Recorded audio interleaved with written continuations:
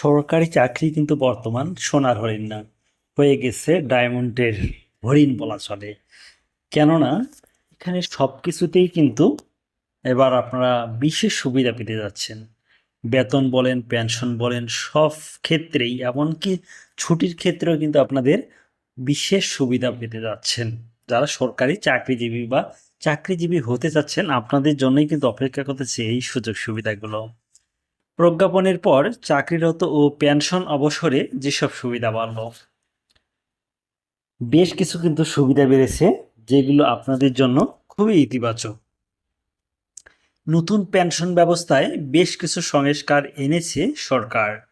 ইতিমধ্যে এ সংক্রান্ত একটি প্রজ্ঞাপন জারি করেছে অর্থ মন্ত্রণালয়। প্রজ্ঞাপনে পেনশনযোগ্য চাকরিকাল, পেনশনের হার, আনুতোষিক, পারিবারিক পেনশন এবং অব্যবহৃত ছুটি নগদায়নের বিভিন্ন বিষয়ে গুরুত্বপূর্ণ পরিবর্তন ও সংশোধনী অন্তর্ভুক্ত করা হয়েছে। প্রজ্ঞাপনের তথ্যানুযায়ী পেনশন পাওয়ার জন্য ন্যূনতম চাকরিকাল 10 বছর থেকে কমিয়ে 5 বছর করা হয়।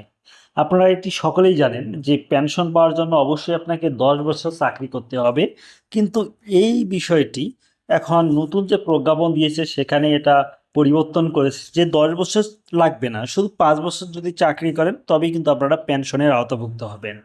একই সঙ্গে সর্বোচ্চ পেনশনের হার শীর্ষে অর্জিত মূল বেতনের 80 থেকে বাড়িয়ে 90% নির্ধারণ করা হয়েছে।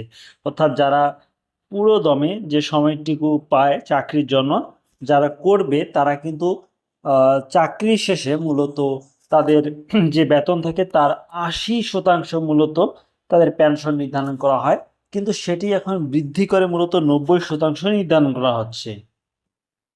এতে দীর্ঘদিন চাকরি করা কর্মচারীরা অবসরের শেষে তুলনামূলকভাবে বেশি আর্থিক সুবিধা পাওয়ার সুযোগ পান। পাশাপাশি 5 থেকে 25 বছর বা তার বেশি চাকরিকালের জন্য ধাপে ধাপে নতুন পেনশন হার নির্ধারণ করা হয়, যেখানে 5 থেকে 21% থেকে শুরু করে 25 বছর বা তদূর্ধ্ব চাকরিতে 90% পর্যন্ত পেনশন পাওয়ার বিধান রাখা হয়েছে। তবে 5 থেকে 24 বছর চাকরিকাল সাধারণত নির্দিষ্ট কিছু ক্ষেত্রে প্রযোজ্য হবে, যেমন চাকরিরত অবস্থায় যদি মৃত্যু হয়, মেডিকেল বোর্ড কর্তৃক স্থায়ী অক্ষমতা বা পদ বিলুপ্তির কারণ চাকরি হারানো। এখানে 3টি বিষয় মূলত দেখানো হয়েছে। একটি হলো আপনি চাকরি করতেছেন, এই অবস্থায় যদি আপনার মৃত্যু হয়। 2 নাম্বার হচ্ছে মেডিকেল বোর্ড কর্তৃক স্থায়ী অক্ষমতা, অর্থাৎ আপনার এমন কিছু দুর্ঘটনা হলো যে আপনি স্থায়ীভাবে অক্ষম হয়ে গেলেন, সেক্ষেত্রেও কিন্তু আপনি এর অন্তর্ভুক্ত হবেন। এবং 3 নাম্বার যে বিষয়টি বা পদ যে বিষয়টি রয়েছে সেটি হলো পদ বিলুপ্তির কারণে চাকরি হারানো। ধরুন আপনি যে কোনো একটি অফিসে আপনি যে কোনো একটি পদে রয়েছেন, সেই পদটি বিলুপ্ত ঘোষণা করা হলো, সেক্ষেত্রেও কিন্তু আপনি এই পেনশনের অধিকারী হবেন। 2015-16 অর্থবছর থেকে অবসরপ্রাপ্তদের পেনশনও বাড়ানো হয়।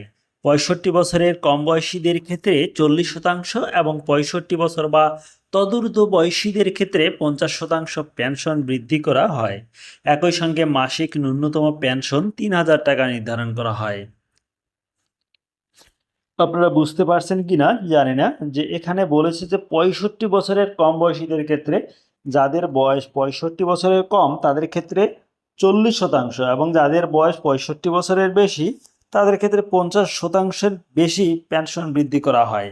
একই সঙ্গে মাসিক ন্যূনতম পেনশন 3000 টাকা নির্ধারণ করা হয়, মানে সর্বনিম্ন 3000 টাকা আপনার পেনশন দেওয়া হবে।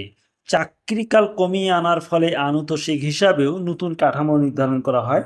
5 থেকে 9 বছর চাকরিকালের ক্ষেত্রে প্রতি 1 টাকা পেনশনের বিপরীতে 265 টাকা আনুতোষিক নির্ধারণ করা হয়।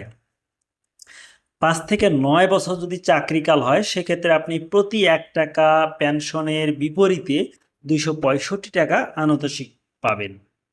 এছাড়া চাকরির মেয়াদ 5 বছর পূর্ণ হওয়ার আগেই কোনো কর্মচারী মারা গেলে বা স্থায়ীভাবে অক্ষম হয়ে পড়লে তার পরিবার বিশেষ আর্থিক সহায়তা পাওয়ার বিধান রাখা হয়। অর্থাৎ আপনি চাকরিতে প্রবেশ করলেন, সেখানে আপনার 5 বছর হয়নি, বিশেষ কারণবশত আপনি মারা গেলেন বা স্থায়ীভাবে অক্ষম হলেন, সেক্ষেত্রে কিন্তু আপনার পরিবার একটি বিশেষ সুবিধা পাবে, এককালীন সহায়তা দেবে সরকার।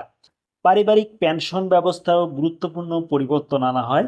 বিধবা স্ত্রীদের ক্ষেত্রে নির্দিষ্ট বয়সের পর পুনর্বিবাহ না করার অঙ্গীকারনামার শর্ত শিথিল করা হয়। এর আগেও কিন্তু যেটা চলমান রয়েছে যে আপনি যদি যারা বিধবা এরা যদি পুনর্বিবাহ করে সেক্ষেত্রে কিন্তু আহ, আর তারা পেনশন পায় না, এটাও কিন্তু তার অঙ্গীকারনামার শর্ত শিথিল করা হয়েছে বর্তমানে। একই সঙ্গে প্রয়োজনে মৃত নারী কর্মচারীর স্বামী ও পারিবারিক পেনশন পাওয়ার যোগ্যতা অর্জন করবেন বলে প্রজ্ঞাপনে উল্লেখ করা হয়েছে। এখন থেকে আপনাদের স্ত্রীরা যেমন পেনশন পায় সেক্ষেত্রে স্বামীরাও কিন্তু পেনশন পাবে। এছাড়া সবচেয়ে উল্লেখযোগ্য পরিবর্তনের একটি হলো ছুটি নগদায়ন সুবিধা বৃদ্ধি। আগে যেখানে সর্বোচ্চ 12 মাসের ছুটি নগদায়ন করা যেত সেখানে তা বাড়িয়ে এখন 18 মাস করা হয়। ফলে অবসরের সময় কর্মচারীরা বেশি আর্থিক সুবিধা পাওয়ার সুযোগ পান। প্রজ্ঞাপনটি 2015 সালের 1 জুলাই থেকে কার্যকর ধরা হয় এবং ওই সময় পিআরএলে থাকা কর্মচারীরাও নতুন সুবিধার আওতায় আসেন। গত 11 জুন 2026-27 অর্থবছরের প্রস্তাবিত বাজেট উপস্থাপনের সময় আনুষ্ঠানিকভাবে নবম পে স্কেল বাস্তবায়নের ঘোষণা দেন অর্থ ও পরিকল্পনা মন্ত্রী আমির খসরু মাহমুদ চৌধুরী। প্রিয় বন্ধুরা, পরবর্তী আপডেট জানতে অবশ্যই চ্যানেলটি সাবস্ক্রাইব করুন এবং পেজটিতে ফলো দিন।